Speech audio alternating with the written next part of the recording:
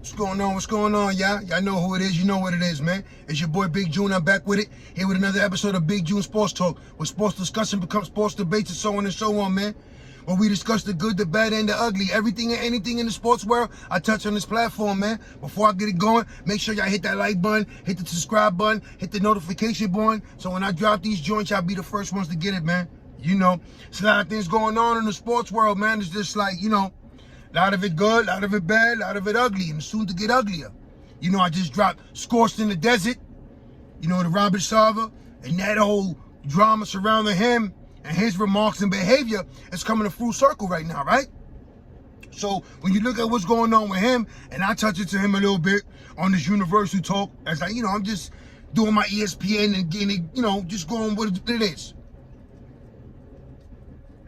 It's a lot of things, like I said, man, but before I start this show off, man, let me congratulate the Las Vegas Aces on capturing their first WNBA championship, and the Chelsea Gray for winning the MVP of the finals. So again, once again, shout out to the Vegas Aces. Congratulations on capturing that first WNBA championship. And, you know, hopefully I get to repeat and all that, man. It's crazy when you look at what's really going on in the sports world, right? You know, I just mentioned Vegas capturing their first championship. You know, speaking of champions and all that, you know, you gotta shout out Roger Federer on a remarkable career. You know what I'm saying? Because he's soon to call it quits. And, you know, if you're a tennis fan, you know what he's accomplished and what he's meant for the game of tennis. So again, shout out to Roger Federer on a tremendous career, and you riding out in the sunset, you know what I'm saying?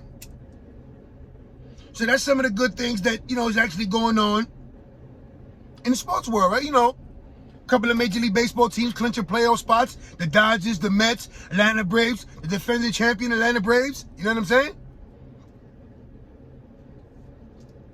My boy Aaron Judge hitting 60 last night. Shout out to the Yankees for getting it done. They were down 8-4, came back and won it on a walk-off grand slam by Giancarlo Stanton. So it is what it is, you know what I mean? It's an exciting time to be a fan. And while we at it, you know, who can forget about the exciting finish of the New York Jet game versus the Cleveland Browns last Sunday? You know, we were down 30-17. For whatever reason, your man Nick Chubb caught a brain freeze and decided not to take a knee and not to step out of bounds, to let the clock run and none of that. So basically, you know, he wanted to pat his stats, and, you know, he scored the third touchdown of the game and gave us life. So while you wake up Monday morning and you realize that maybe Nick Chubb is 1, 2, or 3 as far as rushing touchdowns in the NFL, when you wake up and you look at the North, you see the resume and it says 1-1 Cleveland Browns, right? So on behalf of all my New York Jet fans,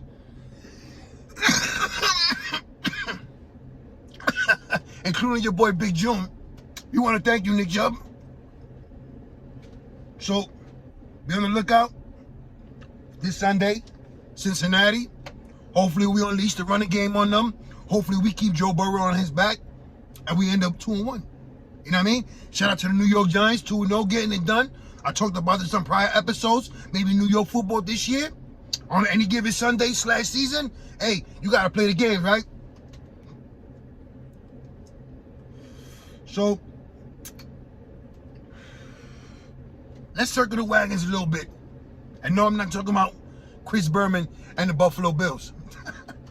But like I mentioned on Scorched in the Desert, and I mentioned on another episode, now that everything is out, now with minority owner and sponsors one thing, Robert Sarver to step down as majority owner of the Phoenix Suns / Phoenix Mercury. Now there's reports that he's actually looking for potential buyers of the Mercury, of the Phoenix Suns. So now you ask yourself the question, is it because of all the pressure that's coming from the sponsors, from the minority owner? Or is it that all the NBA owners are getting together collectively, and decided that, you know what, this isn't a good look, it's a black eye, and we're tired of this. So you know what, unanimously, let's vote to get him out of here. Is that what's happening? Is this transpiring right now? As far as Robert Sarver and the drama out in the desert? Because now he's looking for potential buyers, right? Majority owner of the Phoenix Suns and the Phoenix Mercury. So, you know, one wants to ask the question real fast, right? Being the fact that he is the owner of the Phoenix Mercury, could you imagine how uncomfortable that relationship must have been between the coaches, assistant coaches, between the players? Knowing that this dude has so many mischievous ways, his actions, his language, his behavior, you know, in an all-woman environment. How uncomfortable must it have been if you're under the ownership, if you're being employed by Robert Sarver? So, there's a lot of other things that's actually going on. You know, some get media attention and some don't.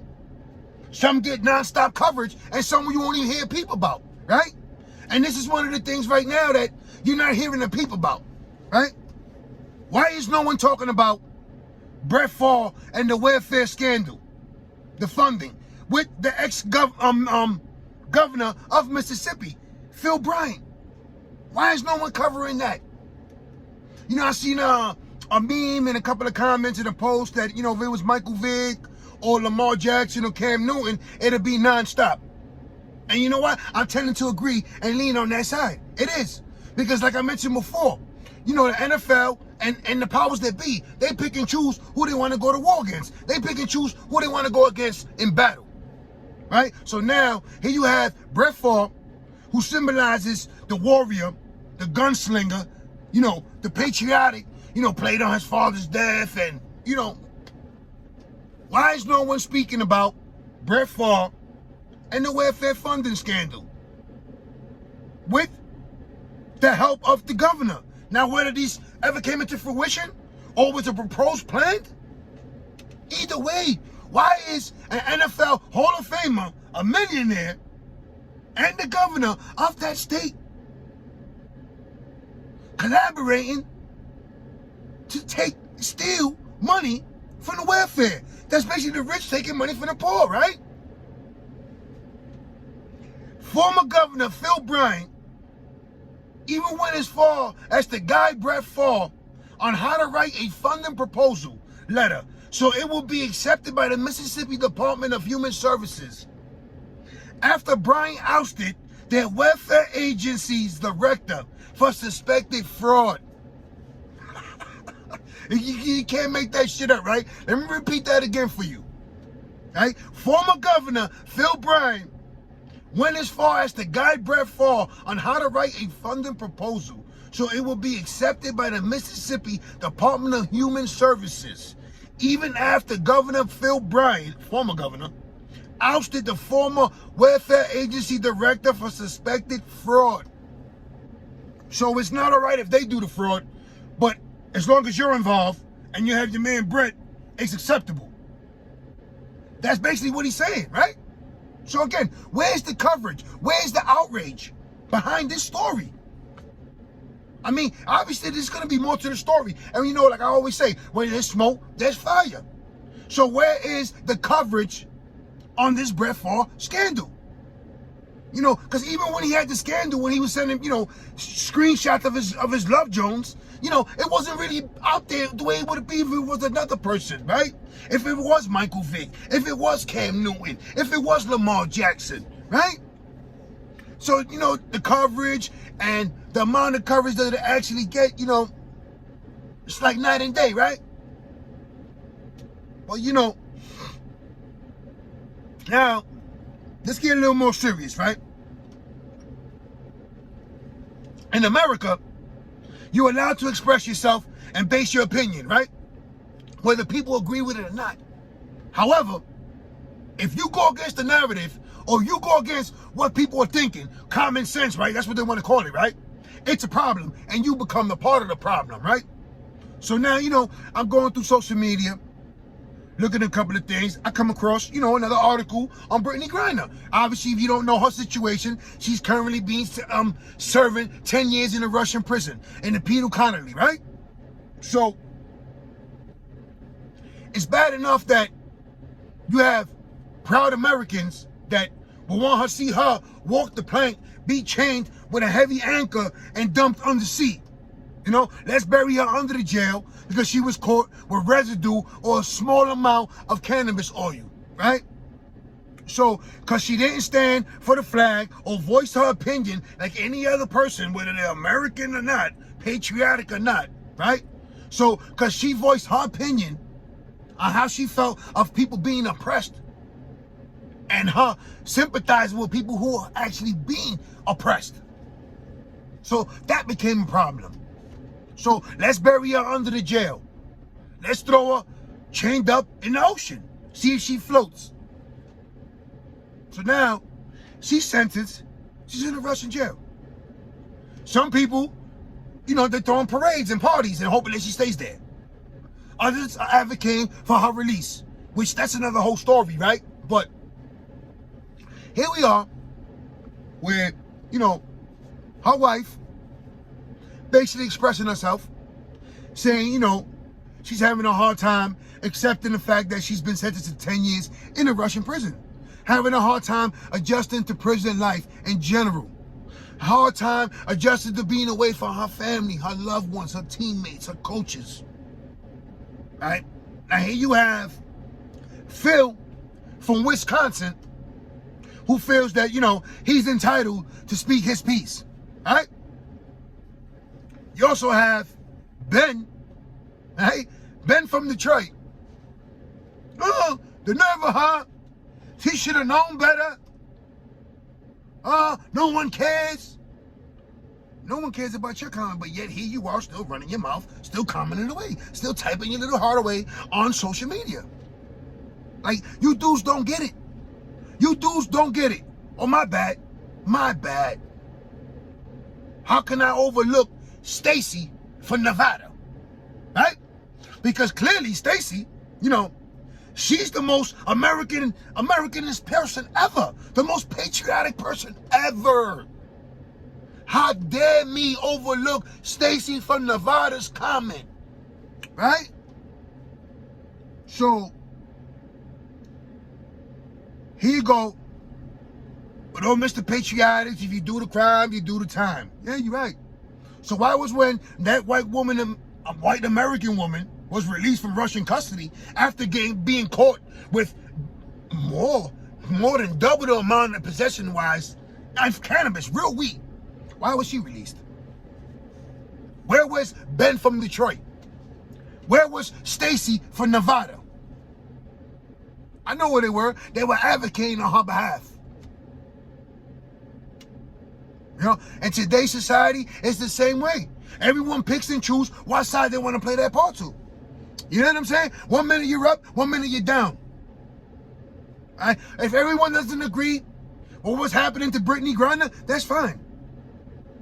If you're happy that she's currently incarcerated and lost out on millions, you know, between the Russian and American money, I guess, right?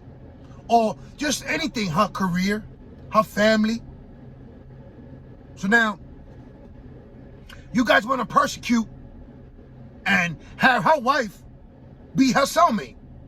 Let's chain her up and throw her off the boat too. Why is it all right for certain people to voice their opinion, express themselves, but when it comes to certain other people, it's not all right? What's the problem with Brittany Greiner's wife expressing what's going on with her wife?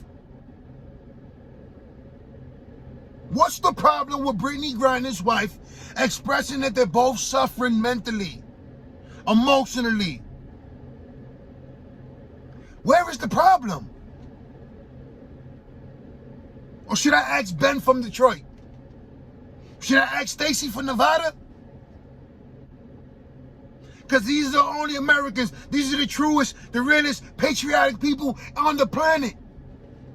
Right? No one ever made a mistake. No one has ever made a mistake. No one's loved one ever has been held accountable. They never made a mistake. I mean, it's amazing. What is really amazing is the hypocrisy that goes on, man. You know, the arguments that take place on social media if you choose to show support for certain individuals or for a certain cause. Like, it's just crazy. Listen, I still stand with Brittany Greiner. Free that woman. Free her. And you know what? I've been in prison. I've been in jail. I know the toll it takes on you physically, mentally, spiritually. You see what I'm saying? So for her wife expressing what's going on, why is she being persecuted? Why is she being tried and ultimately convicted? What did she do wrong? Besides let people know what's going on with her spouse, with her loved one. What's wrong with that? This is society. This is today's society where everybody, you know, makes things more feel like if it's acceptable when it's not. I mean, if it was any other athlete or, you know, the skin color was different, would it be the same results? And I hate to always make it about race, but it always comes to the forefront. You guys can say what you want to say. Why is it that Brittany Greiner's wife is being persecuted for expressing herself, for laying out what she's been holding out for months? Her loved one is in a Russian jail, now in a Russian prison since February. She's not entitled to say how she feels? Without Ben from Detroit or Stacy from Nevada attacking her and reminding her and us that, you know, if you do the crime, you do the time. How dare her kneel for the flag? And if you don't like America so bad and this and all this other craziness. Right? But then you be like, where's Ben and Stacy when, you know, their cousin is shooting up the school? It is what it is, but I'm not going to try to stray away from what's going on and then just stay focused on what's going on in the sports, right? So, you know, it just feels like you get tired of dealing with society and you get tired what social media gives you, right? And predominantly, because it's just like certain things is a losing battle and you're never going to win that. It's a losing cause. Like, you can't tell people that Eminem is not the greatest rapper of all time. You know what I'm saying? Because you're a hater, you don't know hip hop, you don't know this, you don't know that. It is what it is, right? So, you know, last Saturday, Triple G, Canelo, settled the score, part 3, trilogy, right? Canelo, unanimous decision. What's next for Canelo Alvarez? You know, people want to see him fight Charlo, maybe Benavidez.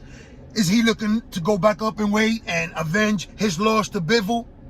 Is he still going to go on his quest to, you know, accumulate championships? What's next for Canelo Alvarez, right? So, obviously, you know, a lot of fans, myself included, you know, really wasn't interested in seeing part 3 of this trilogy fight, right? But it happened.